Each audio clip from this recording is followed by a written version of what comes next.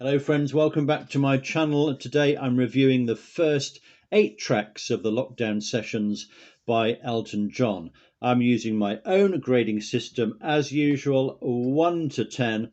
I've reviewed more than 300 tracks of Elton John so far. I don't give out the 10s very often. I've got to say I've only awarded 10 out of 10 3 times so far. So I hold that back for really something special. What's my criteria?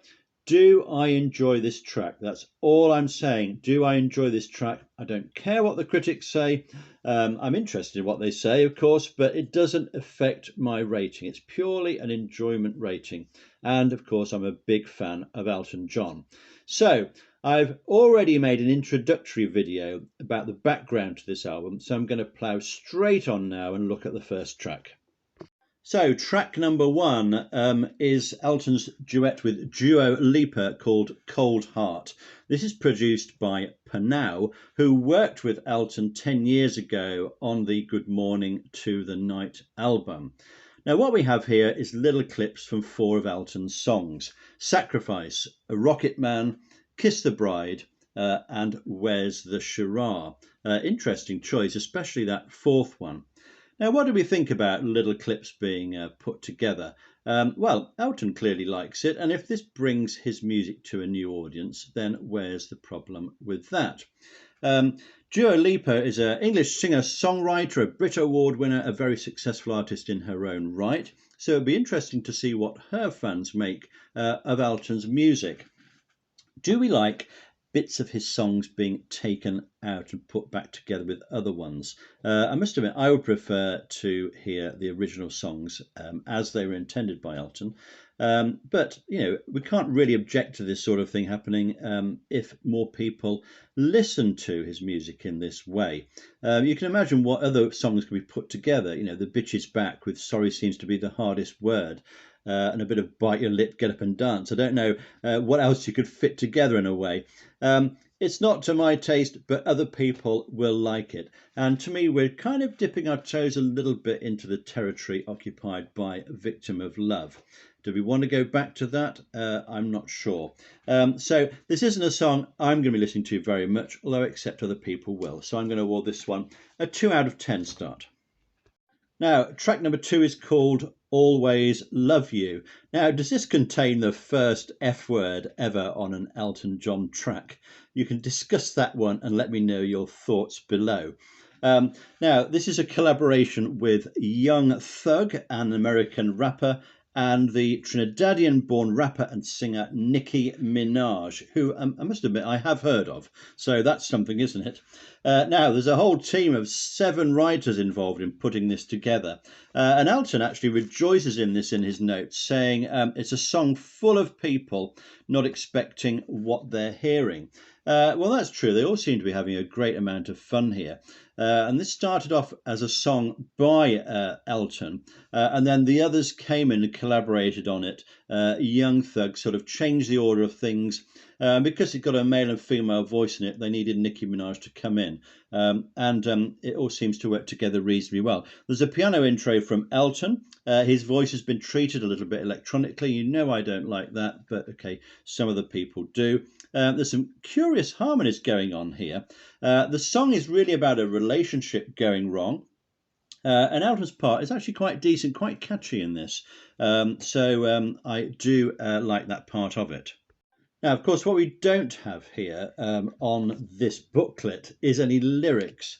And I would draw your attention to the lyrics of this song, especially those from the rapper. Now, you've probably got your own opinions on the use of expletives. Perhaps I'm just old-fashioned on that in music. And of course, the use of the word bitch as well. Well, Elton's used that himself on The Bitch Is Back, although that was kind of in an ironic way when he's writing really about himself to the amusement of his friends there. Whether that word is acceptable when it's referring to a woman, I will leave you to think about that. And the idea of sort of men saying what a good time they're going to give to a female in quite explicit terms. Again, you know, what do we think about that? Again, I'll leave you to draw your own conclusions there. How well does this sit? with Elton's work, the rest of Elton's work. How well does that kind of message fit? I don't know. So not really for me, but these things work quite well together. It's a good collaboration. It's an interesting collaboration. On this one, I'm going to give it a 4 out of 10 and say this is an average track for me. Now, track 3 is called Learn to Fly. And this is a duet with Surfaces, who are an American Texan group who kind of dabble in jazz and reggae and pop and soul. I looked them up actually and watched their song Sunday Best, which is pretty good actually. Good fun, very much a feel-good song, as this one is as well. It's a sunny anthem, saying things like, all the lovely people, put your hands up high. So if you're feeling a bit low, this might be one to put on and you might quite enjoy it. It's a simple lyric, but it's effective. It's got a good message. It's cheery. It's slightly repetitive, we could say. And Elton actually takes quite a long time to get involved in this song, comes in quite late. I think this is quite a fairly pleasant track. Maybe Elton could be used a little bit more on it. Because it's not his song though, so he's contributing to Surface's song rather than the other way around. But quite an enjoyable song, this one. I'd say it's a fairly good track. I'm going to give this one a 5 out of 10. Track number 4 is After All, performed with Charlie Puth. An unusual track for Elton because it began with the melody. Most of his tracks have originated with the lyrics. Now, this is a well-structured song with a positive message. It's got a skillful melody and harmony going on. The verse eases very comfortably into the refrain, and the whole thing works pretty well. Rolling Stone have called it a classic Elton John power ballad, with mighty harmonies belting out on the final chorus. Now, there are some voice effects used on Elton's vocals. As you know, I'm not a big fan of that. But apart from that, this is an enjoyable and uplifting track. Elton performed it live with Charlie Puth at the foot of the Eiffel Tower for the Global Citizen event. So things get a little bit frantic towards the end, perhaps, maybe more than we might like, but it's a good, strong melody. We know Elton's behind this. There's a very long note held on as well, showing the power in Elton's voice still. So a pretty decent track, this one of the best we've encountered so far, and I'm going to award this a 7 out of 10, very good. Track number 5 is called Chosen Family, performed with Rina Sawayama, who's a Japanese-British singer-songwriter. This is her own song, a track from her album, and she became friends with Elton initially by email and invited Elton to come along and see if he would like to sing this song with her. Well, we're very glad he made that trip because this is a cracking song. Now, she's a new artist to me. I've got to say, she's got a very impressive voice indeed. And the message of the song is a good one. It's all about belonging. Who is our family? Is it our biological family or is it the wider human family? And do we find a place to rest not only with our biological family, but with friends and new neighbours and new workmates and new countries maybe, where we also find a welcome. So there's almost an anthem feel to this one, and it's a message hopefully which we can all sign up to. We've got some pleasant harmonies on the refrain here. It's a proper duet with the voices working together. So it's not just one person sings this, another person sings that. They actually interweave together. And that's always clever to have that. And that's what we really mean, I think, by duet. Would I listen to this song again? Most definitely I would. And each time I hear it, it grows on me a little bit better. So it's uplifting, it's joyous, it's optimistic. So far, it's the best track on the album, I think. I'm going to rate this as an excellent track and give it 8 out of 10. Now, the track number 6 is The Pink Phantom, featuring Elton and this act that appears as 6 Lack, which could be pronounced black when you look it up. Now, this is a song by Gorillaz, which is an English virtual band of 4 animated members, and Damon Albarn of Blur is involved in this. Now, it's an interesting story, this one, because he remembers from his childhood that he was picked up in a Rolls Royce, a Pink Phantom Rolls Royce, that he thought belonged to Elton. In fact, it was driven by Ray Cooper, who was kind of a family friend. And that's what inspired this song. Now, Elton writes in the booklet that, in fact, he never owned this Rolls Royce, so maybe it belonged to somebody else. Anyway, it's a pleasant story, isn't it? So what happens here is that Elton doesn't come in for quite a while on this, not in until the 3rd verse. But his part of this is a good melody, and it works well. The whole thing is quite a bit of a slow burn. It's all about kind of one person longing for another, a lost love, a dead romance possibly. And the phantom is the car, but possibly a metaphor for the relationship. It gets quite complicated towards the end, and that makes it a little bit harder to listen to.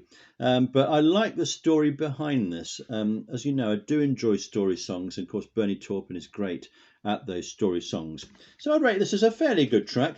Probably needs a few more listens to really get into what it's all about and how it fits together, but I'm going to give it 5 out of 10 at this stage. Track 7 is It's a Sin, performed with Years and Years, which involves Ollie Alexander. Now, this is a Pet Shop Boys from the 1980s, 1987 to be precise. You probably know it well. Neil Tennant wrote it about his experiences of being in a Catholic school where just about everything he seemed to enjoy was branded as sinful, hence the title It's a Sin. Now, this was covered by Years and Years for the Channel 4 series, very powerful series called It's a Sin. If you haven't watched that, have a look at it. And at the Brit Awards, Elton played it with Years and Years in a very impressive performance. So the whole thing is about guilt and blame. Ollie starts it off. The electronic beat comes in. The tempo is very exciting. It's atmospheric. Elton sounds great coming in, and if you blast this song in the car, it sounds fantastic, actually. Really exciting treatment of this. So they've taken an established classic song, they've worked this into a duet, which is very effective. There's no sort of harmonies in the voices on this, it's mainly unison singing, but it still works really well. And I'm very happy to have this one on the collection, actually, and I'm going to give this one 7 out of 10 and say it's a very good song indeed. Track number 8 is a Metallica song, Nothing Else Matters. Also on this is Andrew Watt, the cellist Yo-Yo Ma, and Robert Trujillo, if I've pronounced that right, an American musician. Miley Cyrus, the American singer and actress, is also on this. Elton has described this as one of the best songs ever written.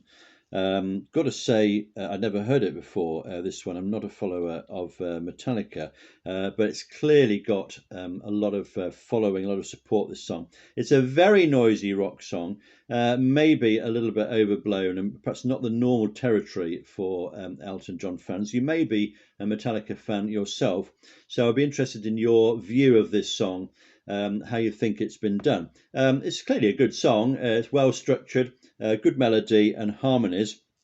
Elton's involvement in this track is though only on the piano. There's no vocal from him. This was all done apparently by Zoom, this whole recording. So yeah, is this actually an Elton John song? I suppose I would question, why is it actually on the album, this one as such, because it's kind of a minor collaboration. That said, I'm going to give it a fairly good rating of 5 out of 10, but I'm not sure I'm going to include this on my whole list of Elton John's tracks. So that concludes my reviews of the first 8 tracks on this album. I'm going to do another video on the second 8. The marks so far have been 2, 4, 5, 7, 8, 5, 7, 5. So it's uneven, but we can already see there's 3 standout tracks from those first 8, and it scored a total of 43 marks. Now remember, what I do here normally is I add up all the marks, divide it by the number of tracks, and we get an average mark per track, and that's what I use to compare it with other albums. So send me your comments on those first 8 tracks if you wish. Read all your comments. I'll try and respond to them when I get round to that. And please subscribe if you wish, and return when I present my second video on this album. See you soon. Don't forget, we're still standing.